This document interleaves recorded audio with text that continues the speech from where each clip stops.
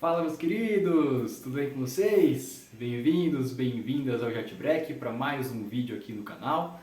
Antes da gente começar a falar, não se esquece de já se inscrever aqui no canal, deixa o like para ajudar o vídeo a chegar mais longe aqui no YouTube. E vamos falar da pré-temporada da Fórmula 1, que se encerrou no último sábado.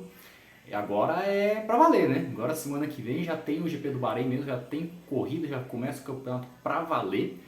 E vamos fazer um catadão, vamos fazer uma análise do que aconteceu lá no circuito do Bahrein nos últimos 3 dias, para a gente já começar a preparar as coisas, como que a gente deve ver o pelotão, as principais características, o que a gente conseguiu tirar de conclusão, o que ficou de dúvida no ar. Então, sem perder mais tempo, vamos começar então esse vídeo a falar da pré-temporada da Fórmula 1.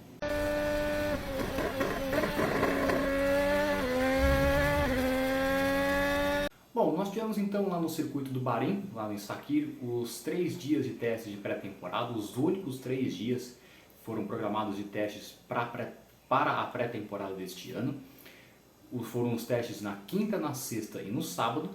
Nós tivemos o tempo mais rápido dos testes de pré-temporada na sexta, no sábado, que foi o tempo do Sérgio Pérez. Ele travou o tempo de 1:30.305 com o pneu C4, que é o quarto modelo de pneu mais macio que está disponível para as equipes nesse campeonato.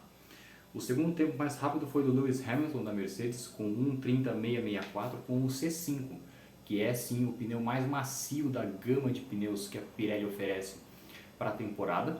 E o terceiro tempo foi do Valtteri Bottas da Alfa Romeo. Foi um tempo ali meio para chamar atenção, né? O carro da Alfa Romeo não deve ser um carro que vai brigar por vitórias, mas em pré-temporada isso sempre acontece, algum time gosta de aparecer um pouquinho, chamar um pouquinho da atenção, fazer uma volta mais rápida com pouca gasolina para dar aquele ar de incerteza no ar, mas que a gente sabe que na verdade isso não vai acontecer. E foi o que aconteceu com o Bottas no sábado, né? Na sexta-feira, inclusive, o Joe, né, ele fez o melhor tempo do dia, mas também foi numa volta com pouca gasolina, um pneu C5, que é o mais rápido. O Bottas cravou o tempo de 1:30.827.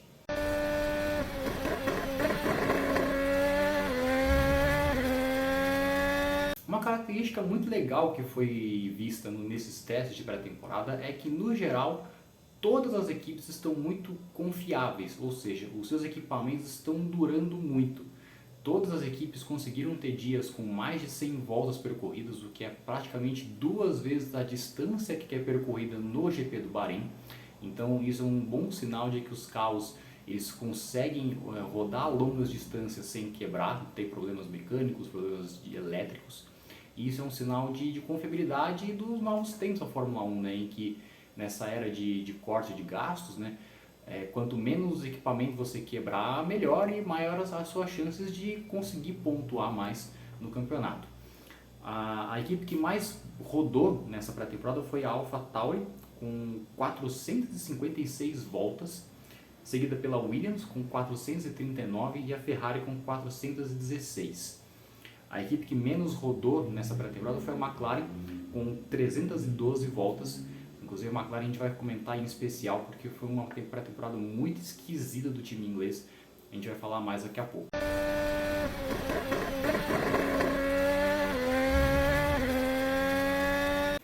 Os testes de pré-temporada eles são muito inconclusivos e eles acabam gerando muito mais perguntas do que respostas. Mas algumas afirmações a gente já consegue trazer para a temporada que vai começar. E uma delas é que a Red Bull deve ser o carro a ser batido em 2023. A equipe fechou os testes de pré-temporada com um tempo mais rápido com o Sérgio Pérez, mas nos dias anteriores o Verstappen, que pilotou o carro da Red Bull, também teve os melhores tempos. Então foram 3 dias de testes muito sólidos para a equipe, que já foi a melhor equipe do grid no ano passado. O RB19, que é o modelo desse ano, é mais uma evolução do tão sucedido RB18, não teve nenhuma modificação drástica, né, no seu modelo. Realmente só aprimorou, né, os pontos fracos do time que foi do ano passado. Então o time deve ser o carro a ser batido, a equipe a ser batida em 23. Claro que a gente só vai ter a resposta final na classificação do próximo sábado lá no GP do Bahrein, mas é bem provável que a Red Bull seja de fato a favorita a vencer a corrida lá no circuito barenita. Atrás da Red Bull vem a Ferrari. A Ferrari já foi, né, a principal concorrente da Red Bull na temporada passada, mas ela começou muito bem o ano e aí foi perdendo terreno, o desenvolvimento do carro não foi satisfatório, a equipe teve muito problema de motor, ela teve que reduzir o seu nível de potência para poder terminar a temporada basicamente. E então tinha para esse ano a expectativa de pelo menos corrigir esses problemas para aí sim tentar buscar a Red Bull. E parece que isso que ela de fato conseguiu. O motor da Ferrari se mostrou bastante confiável, bastante potente. Então é um time que deve brigar com a Ferrari. Está um pouco atrás ainda, a Red Bull parece ser de fato a equipe dominante, a Ferrari está um pouco mais atrás. Mas parece que tem espaço de melhora para poder brigar mais à frente no campeonato. E isso já é um bom sinal. E o legal também é que a Ferrari não está tão otimista ao ponto de chegar à euforia que foi no ano passado. A Ferrari tem muito esse problema de se empolgar demais, cair muito na empolgação e acabar caindo na frustração porque o time não correspondeu ao esperado. Parece que agora com a gestão do Fred Vasseur as coisas estão um pouquinho mais tranquilas, com mais pé no chão, e isso vai ser muito bom para a Ferrari voltar a desenvolver o seu carro e aí sim de fato brigar com a Red Bull pelo título. Depois da Ferrari existe um equilíbrio entre duas equipes que se destacaram ali entre terceira e quarta força. Essas equipes são Mercedes e Aston Martin. A Aston Martin eu vou falar daqui a pouquinho, vou falar um pouquinho agora da Mercedes. A Mercedes teve um ano de 2022 muito decepcionante, né, depois de toda a dinastia que construiu desde 2014, e teve um ano passado muito ruim, o carro era muito instável, era um carro que só performava bem em circuitos específicos, em características específicas dos circuitos. Sofria muito com os kicks, né, o porpoising era um problema crônico do carro do W13, que era o carro da Mercedes do ano passado. E para esse ano, o desafio principal da equipe era primeiro corrigir esses problemas, os problemas de acerto, os problemas de confiabilidade do carro, para depois começar a extrair mais performance. Aparentemente, esses problemas dos kicks e da instabilidade foram corrigidos. O carro ainda parece um pouco instável, né? Não foram poucas as vezes que a gente viu o Hamilton e o Russell brigando com o carro. O Hamilton dava o pé no acelerador e a traseira escapava, então ainda parece um carro meio instável, mas pelo menos o principal problema do carro foi sanado. Então a partir daí a Mercedes já tem uma margem de melhora muito melhor para conseguir ganhar performance e talvez vai encostar ali na Ferrari e quem sabe brigar com a Red Bull e com a Ferrari lá no fim do campeonato. Já a Aston Martin foi a grande surpresa dos testes de pré-temporada. Foi um carro que, pelo jeito, nasceu muito bom. O carro da Aston Martin, né, teve uma evolução drástica do ano passado para esse ano. As modificações no conceito do carro parece que deram muito certo. O Fernando Alonso conseguiu fazer bons tempos nos testes.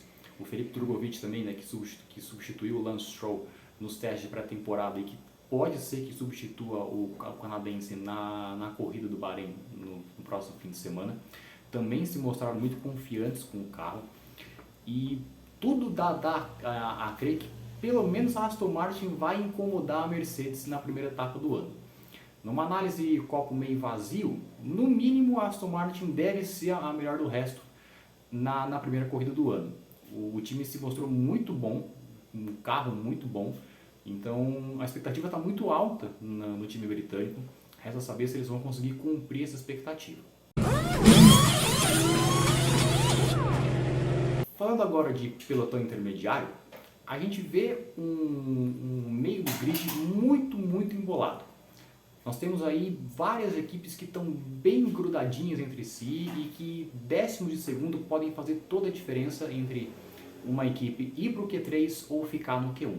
Eu estou falando de Alpine, Alfa Romeo, AlphaTauri, Haas e Williams. Claramente esse ano nós não temos uma equipe que vai ficar na rabeira do pelotão como foi a Williams, por exemplo, ano passado, como foi a Haas em 2020, 2021, que claramente era a pior equipe do grid e ocupava as últimas posições. Nesse ano as equipes conseguiram evoluir seus carros, especialmente a Williams, né, que sofreu muito ano passado com, de fato, era um dos, se não o pior carro do grid.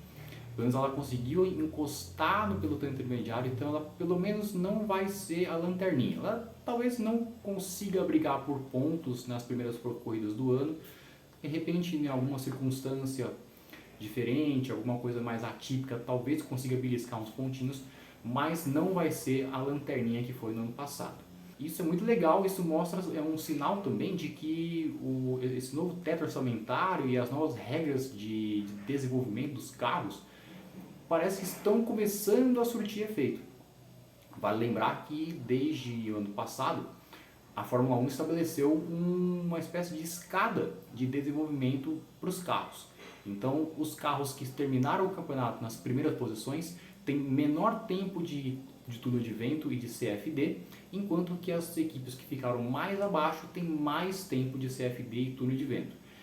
E tudo isso no intuito de equilibrar as coisas a médio e longo prazo. Então parece que as coisas começaram a surtir efeito, especialmente no pelotão intermediário. Então a expectativa é que seja uma briga de foice no escuro entre essas equipes. Então vamos falar da McLaren, que era um dos nossos assuntos, talvez um dos principais assuntos, mas do lado negativo da coisa. A McLaren teve uma pré-temporada muito ruim, mas muito ruim.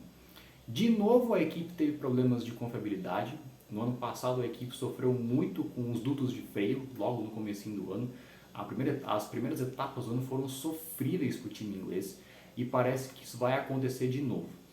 A equipe admitiu que não conseguiu atingir as suas metas de desenvolvimento do carro nessa pré-temporada. Teve ali um problema de entendimento do carro para esse ano, tanto que a equipe já diz claramente que ela só vai pensar em evoluir o MCL60 na quarta etapa do ano no Azerbaijão.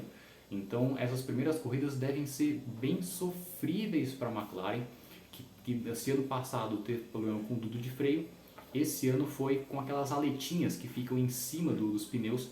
Parece que a estrutura daquelas peças não estava muito bem feita e a equipe perdeu muito tempo de pista por causa disso. Bem provável que a McLaren vai sofrer bastante nesse começo de ano. Não vai ser uma carroça, porque o carro do ano passado não era todo ruim. Então assim, o carro talvez ele vai perder terreno, obviamente, para as outras equipes, porque não conseguiu evoluir da maneira que se esperava, mas como ele traz na bagagem o MCL36, que era o carro do ano passado, é provável que a equipe vai ficar ali também no meio do pelotão, mas dificilmente vai lutar por pontos lá no Bahrein.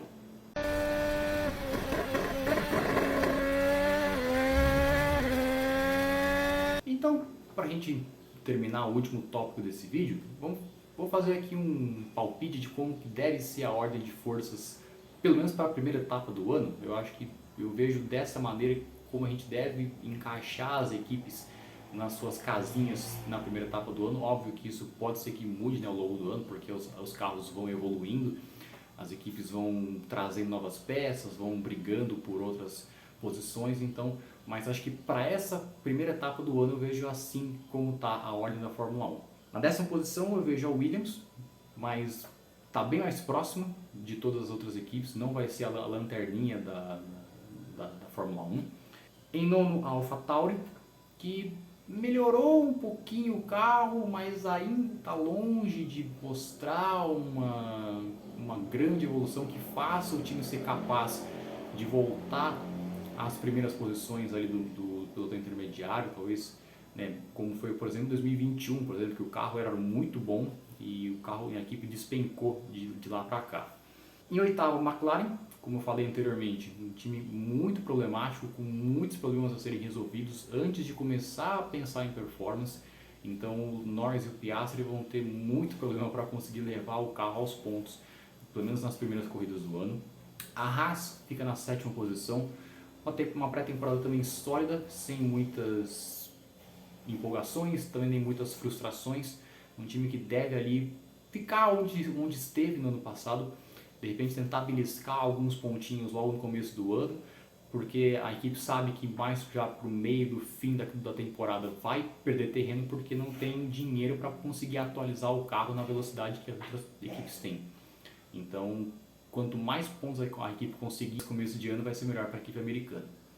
Na sexta posição, a Alfa Romeo, que fez uma boa pré-temporada. Ela pode ser uma equipe que pode surpreender em determinadas pistas. O Joe e o Bottas fizeram bons tempos. A equipe claramente conseguiu acertar as eficiências que o carro tinha no ano passado, então deve ser uma equipe que pode surpreender na categoria, pelo menos nessas primeiras etapas do ano. Na quinta posição, a Alpine, que fez uma pré-temporada muito discreta, muito quietinha.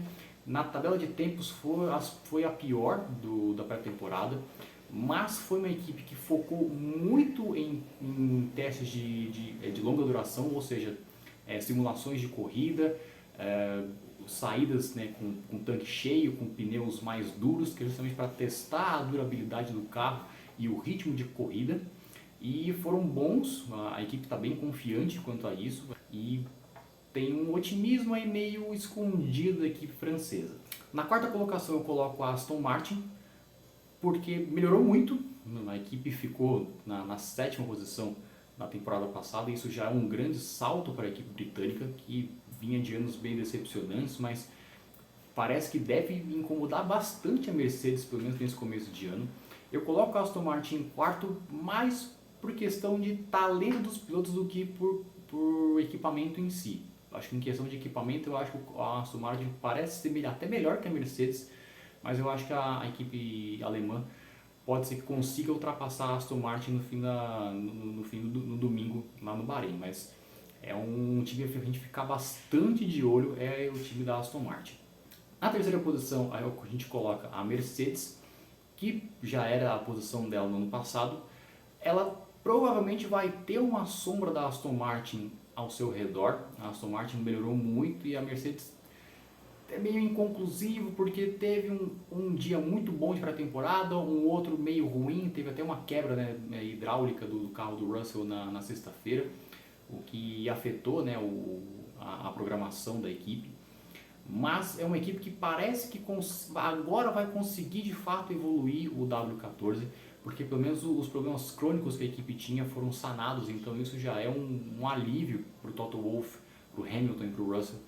E acho que a equipe deve conseguir evoluir um pouquinho mais, e com o talento do Hamilton e do Russell, eu acho que ela deve ficar em terceiro lugar no fim do domingo. E a partir daí são as escolhas mais óbvias dessa pré-temporada. A Ferrari na segunda posição, que claramente está um passo à frente da Mercedes ali na segunda posição, mas ainda está um pouquinho longe da Red Bull.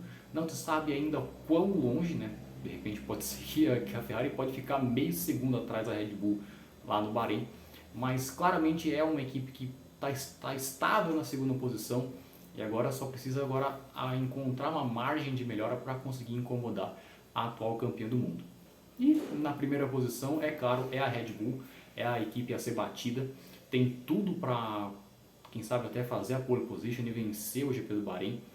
As apostas são muito claras em cima da equipe austríaca. O Verstappen e Pérez fizeram uma pré-temporada muito, muito sólida, então tem tudo para que a Red Bull seja a melhor equipe da Fórmula 1, pelo menos nesse comecinho de ano.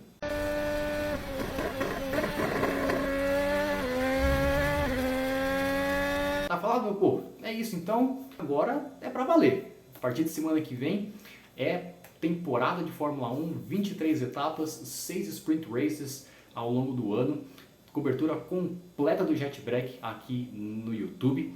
Espero que tenham gostado desse vídeo. Não esquece, por favor, de dar aquele like. Comenta aí o que você achou da pré-temporada, o que você acha que vai ser a ordem de forças da categoria neste ano que vai começar na semana que vem. E estaremos aqui então no próximo domingo para falar então do resumo do GP do Bahrein, primeira etapa do ano lá no circuito Bahreïnita. Então a gente se vê no próximo domingo. Fechou? Obrigado, meu povo, e a gente se vê então no resumo do GP do Bahrein. Aquele abraço.